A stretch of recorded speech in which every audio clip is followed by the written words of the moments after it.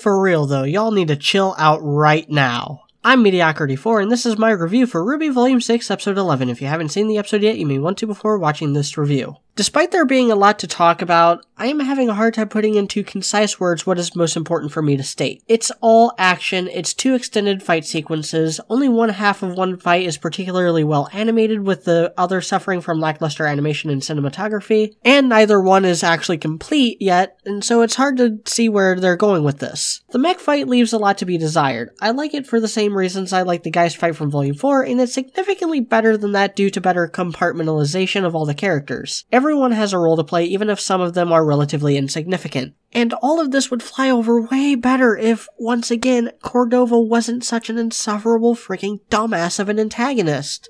The longer this fight goes on and the more artificial they make the stakes, the more and more I absolutely freaking despise this character in every scene she's been in. And that's not even commenting on how the scene ends. The final group of shots is the dumbest and most ill-conceived bit in any fight since the rooftop fight from Volume 4. And it's made even worse because it's completely pointless. The preview for the next episode revealed that the missile did nothing. The atom stuff is a lot better off. They do a lot of creative things with all their powers. I'm also glad Blake finally got rid of her obnoxious freaking coat. It has been a major reason why all of Blake's fights have looked awful lately. And wouldn't you know, as soon as she gets rid of it, the whole episode starts looking amazing. The Yang vs. Atom stuff might very well be the best fight in the entire series. Maybe not the best looking or the most well written, but the combination of elements puts it right up there with RWBY vs. Torchwick as arguably my favorite fight scene in the entire series. And as for the complaints, I think it's high past time to admit that Miles and Carrie have done a damn fine job covering their ass for this volume. I have yet to see a single complaint about the logic in these sequences that holds any water. And that final moment is so obvious and heavy-handed to the point of maybe even being bad writing that you'd have to be a moron not to see how they are using this to close out several volumes worth of character arcs. Blake and Yang are finally, for the first time in their lives, treating each other as equals, and that is something worth commending. And if you can't see that that's what they were doing, you have absolutely no right to